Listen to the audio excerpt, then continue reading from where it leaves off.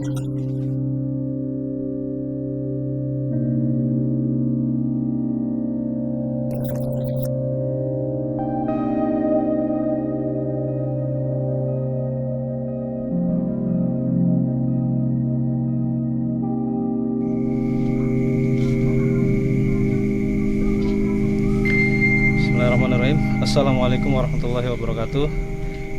Teman-teman sekalian, malam ini kami penelusuran bareng Kang Ajis, yaitu tepatnya lokasi malam hari ini berada di Desa Sukamelang, Kecamatan Kroya, tentang asal-usul ataupun sejarah awal mula dari keberadaan Buyut Kendal.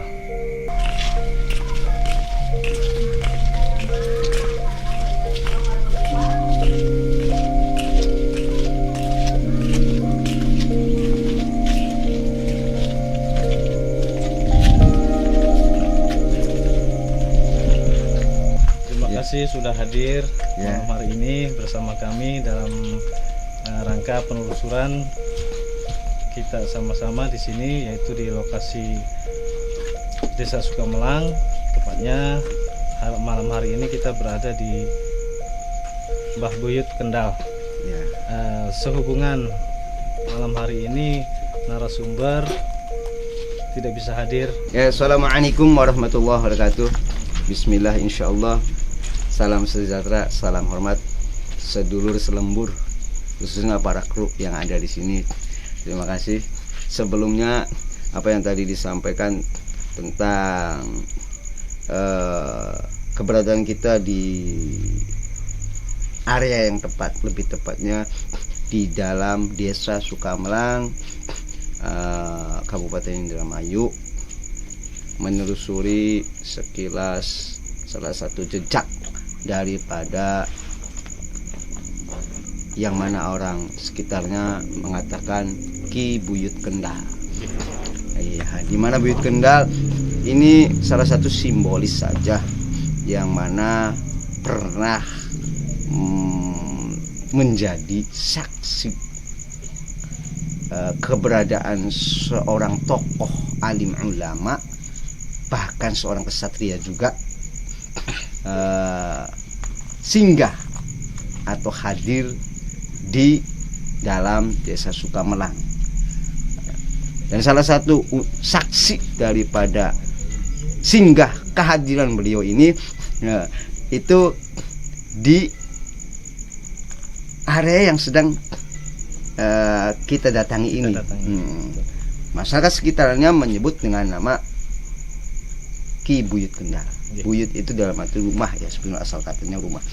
Dalam bahasa Arab itu taman, orang kita Jawa mengatakan buyut-buyut yang artinya bait.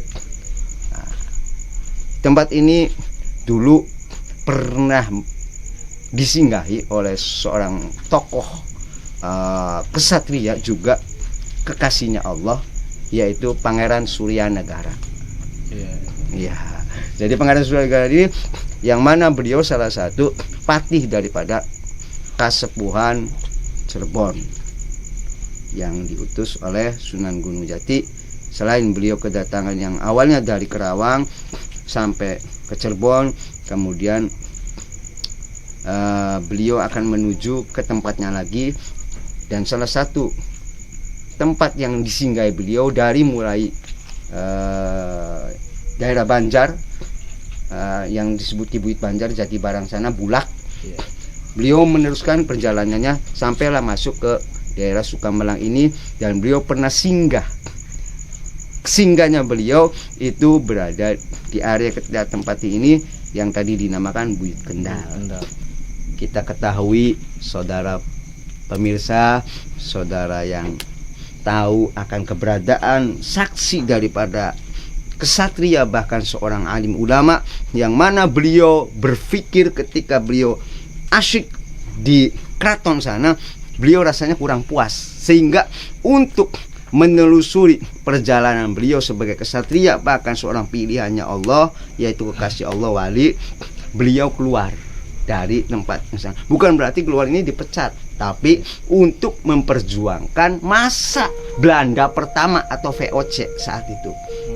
Iya, sehingga beliau melintasi lewat sampai singgah di dalam Sukamelang ini, dan beliau pernah duduk di tempat ini yang disebut dengan saat ini Ki Buyut Kendal. Ini sebenarnya pohon kendal. Iya, pohon kendal, karena kedudukannya beliau seorang pilihan Allah atau kategori kekasihnya Allah, kekasih Tuhannya yang diyakini adalah wali, bahkan seorang kesatria pada praktek kerjanya untuk memerangi kezoliman, yaitu Belanda pertama atau VOC.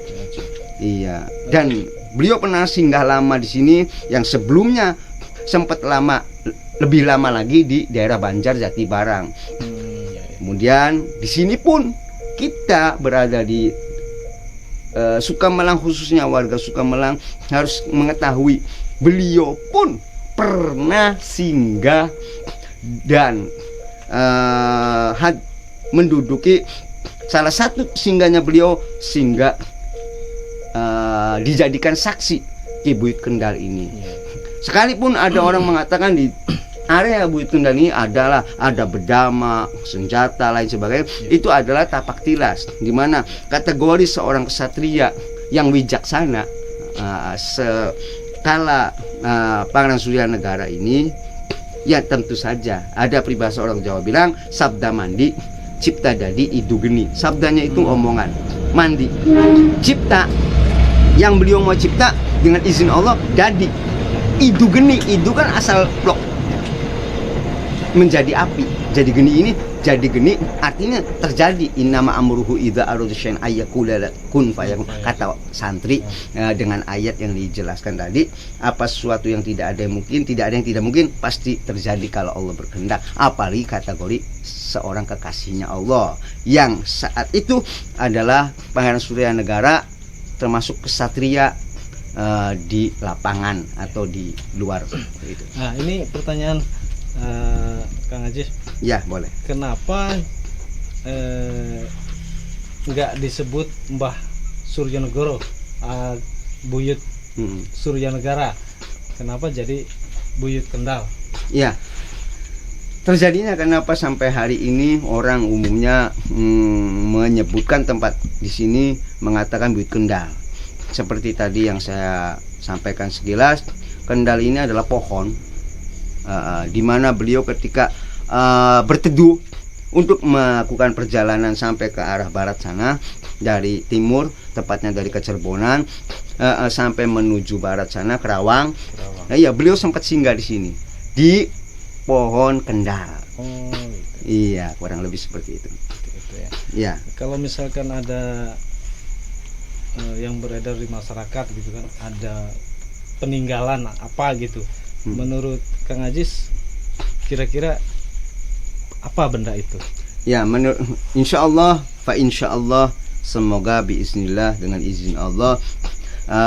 Tadi dari pertama saja saya masuk ke sekitar area ini sudah merasakan aura-aura. Kalau kategori aura, yang mana aura dalam hal ini kekaromahannya beliau.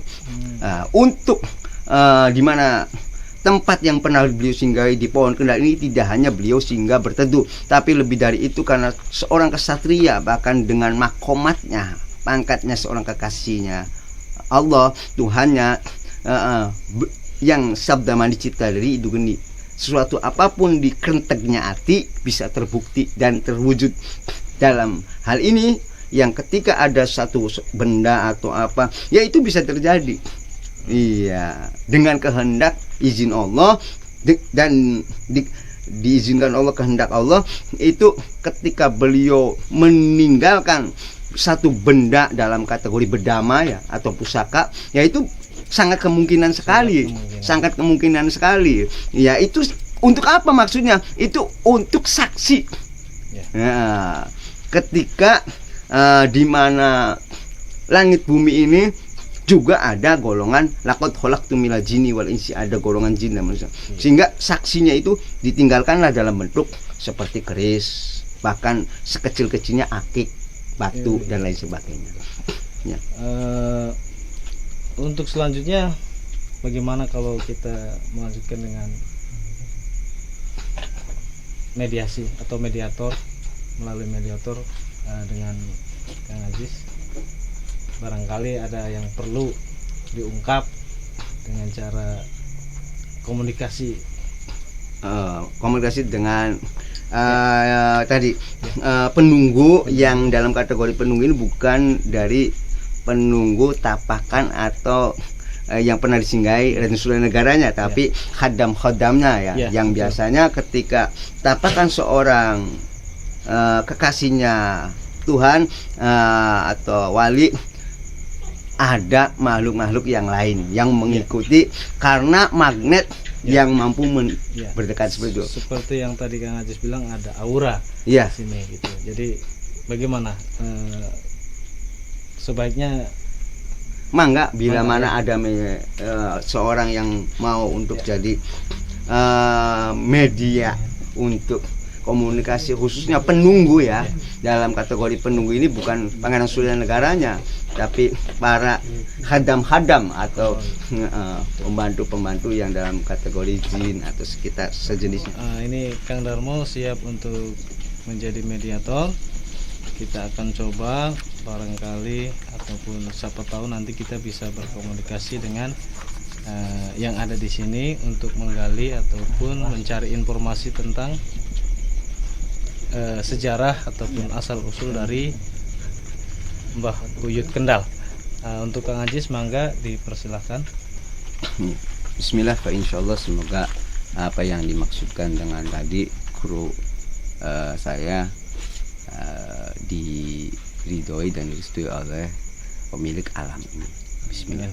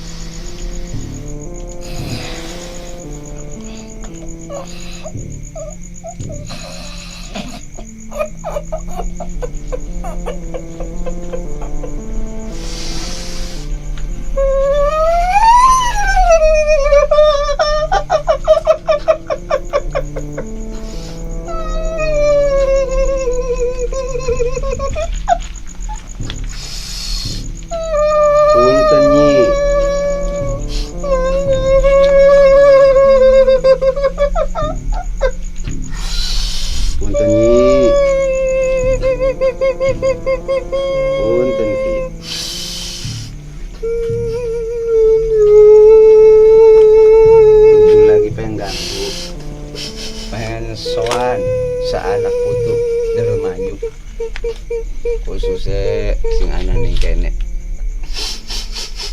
Kita wis lawas nih kene.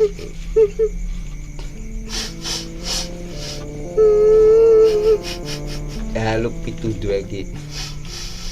Wis pirang atus tahun nih kene.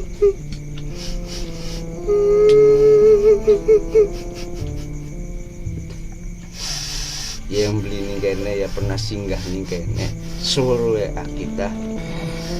Wis lawas tah nih kene ku. Lawas. Oh, penang beronin kan ya.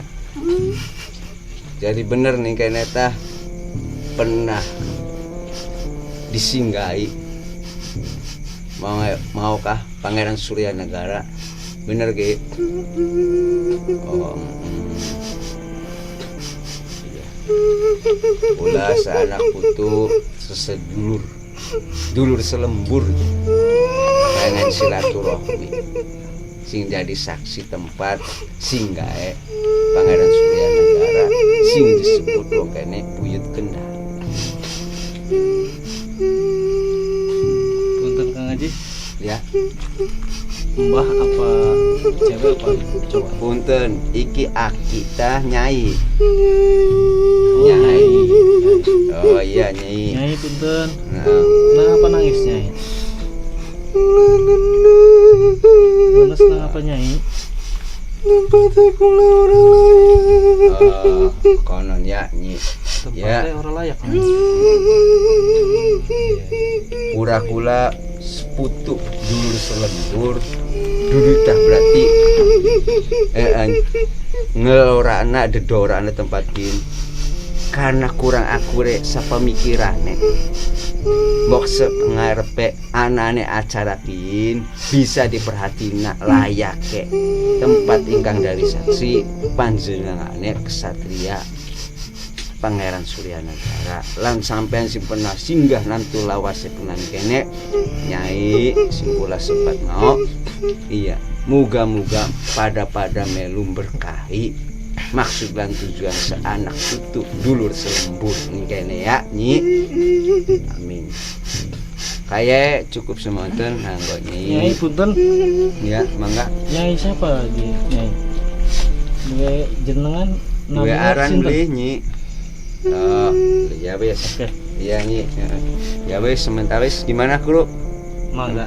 Cekap ya. Heeh. Barakallahu sholli wa sallim ala rasulillah.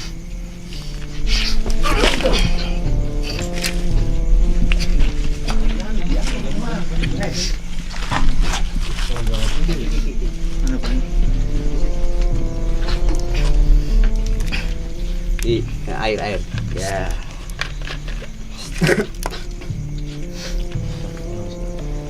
Oke aman. Sebentar, gimana kita rupanya merasa kelelahan. Ya. Nanti kita coba cari informasi rasanya seperti apa. Gimana kan? Minum dulu lah.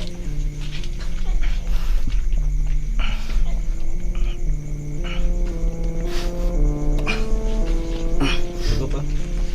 Ya.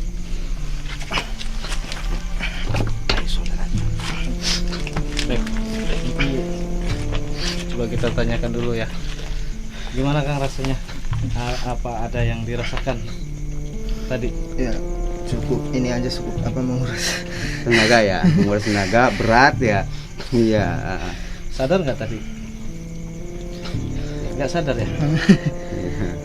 Nggak sadar teman-teman.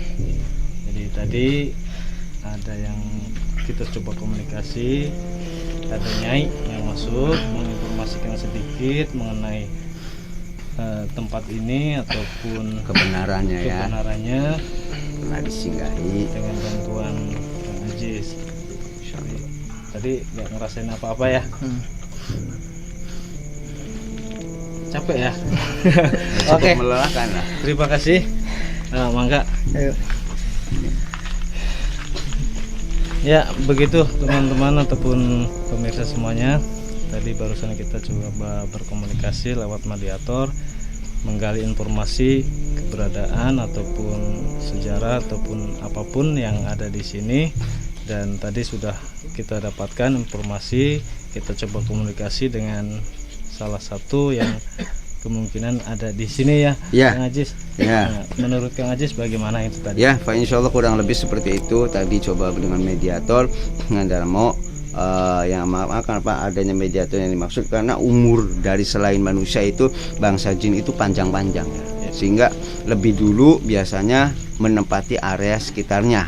Nah, tidak hanya di sini, tapi mungkin dari sisi kanan, kiri, depan belakang atau ngulon ngetan ngulon ngidul, sehingga coba di mediator dan dengan izin Allah tadi alhamdulillah dihadirkan makhluk jenis astral ya, yang masuk dalam jasadnya Kang Darmo tadi, dan mengiyakan bahwasanya seperti yang saya tanyakan tadi Nyai, dan benar saja itu kategori perempuan yang ada di dalam tubuh mediator, yaitu sosok seorang Nyai dari bangsa lain astral, tetap ciptaan Allah juga, Tuhan kita. Kalau menurut Kang Ajis ini kenapa dia nggak mau nyebutin nama, Kang Ajis? Sempat tadi ditanyakan namanya, nggak sempat disebut karena golongan seperti itu kadang-kadang, bukan kadang-kadang, mereka itu tidak mesti bernama. Iya. Seperti layaknya hantu noni atau apa, itu kan khorinya. Ya, kalau ini tidak bernama, dia karena bisa orang kita bilang mecala putra mecala putri. Oh, iya. Jadi bisa berubah bentuk dari laki-laki, perempuan atau sejenisnya. Tapi karena yang tadi saya lihat awal pertama itu sosok seorang dalam bentuk perempuan dari bangsa lain, jadi dia dikategorikan Nyai kita sebut, atau kalau laki-laki Aki atau Ki, kurang lebih seperti itu. Oke, terima kasih untuk tadi ulasannya dengan mediator. Menurut Kang Ajis sendiri mengenai kesimpulan malam hari ini di Kibuyut Kendal ya. Iya. Kesimpulannya menurut Kang Ajis seperti apa? Monggo.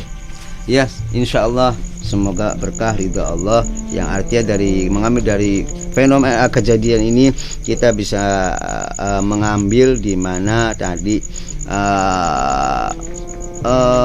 hikmah, yang mana hikmahnya adalah saksi sejarah, salah satunya yang tadi saya sebutkan pernah disinggahi, sehingga di sini masih disebut dengan Ki Kendal, padahal di sini tidak ada apa-apa. Menarik dari kesimpulan kejadian ini, dengan adanya tapak tilas yang masih disebut dengan Kibuyut Kendal, bukanlah sebuah batu yang wah, bukanlah sebuah pohon yang wah atau apa seperti ini. Nah, ini tandanya seorang tokoh yang memang pernah singgah di tempat ini, kategori tokoh tersebut adalah orang yang dicintai oleh Tuhannya. Dan semoga bisa mengambil hikmah dari semua ini, seperti tadi mencoba dengan mediator ya, yang bagian ada di dalamnya ada sosok asal yang mungkin lebih dulu kan, karena umur mereka itu panjang. Nah, kita bisa ambil kesimpulan di mana beliau dengan meringik-ringik nangis itu dengan menengok sikon, yang mana kita khususnya yang berada di desa Sukamelang ini untuk lebih memperhatikan, setidaknya bukan mengkultuskan ya, memperhatikan. Terima kasih. Jadi itu, kalau misalkan tempat ini dipercantik ataupun diperindah, kemungkinan ada tafsir bahwa kita musyrik, Kang Ajis. Bagaimana itu nanti persepsinya kalau kita? Kategori musyrik itu luas ya. Karena dosa yang paling besar terhadap Tuhan, keyakinan kita masing-masing adalah musyrik, menyekutukan atau menduakan. Nah, kategori musyrik yang dimaksud ketika kita merawat tempat seperti situs-situs sejarah ini kan sebagai saksi untuk mengingatkan kita, seperti saya katakan tadi oleh tokoh proklamasi pertama Jas Merah, jangan lupakan sejarah, untuk tidak lupa sejarah asal dan usul kita. Nah, bukan kita mengkultuskan untuk sampai terlibatnya musyrik. Musyrik itu bisa terjadi di mana tempat saja. Iya, dengan ketika sholat saja bisa jadi kita kalau kita tidak tahu aturannya kan begitu. Jadi kurang lebih seperti itu. Ya, terima kasih sekali lagi Ya, kepada sama-sama. Kang Ajis. Baik teman-teman sekalian, penelusuran kita malam ini bersama Kang Ajis yang lokasinya bertempat di Desa Sukamelang, yaitu Mbah Buyut Kendal. Terima kasih atas dukungan teman-teman sekalian, sehingga malam hari ini kita alhamdulillah lancar dan tidak ada kendala apapun. Jangan lupa tonton terus channel kita, jangan lupa share, jangan lupa subscribe, jangan lupa like ataupun kasih komentar untuk memberi kita semangat lagi ataupun memberi kita masukan supaya lebih baik lagi. Oke, tidak panjang lebar, sekian saja dari saya bersama Kang Ajis. Billahi taufiq wal hidayah. Wassalamualaikum warahmatullahi wabarakatuh. Waalaikumsalam warahmatullahi wabarakatuh.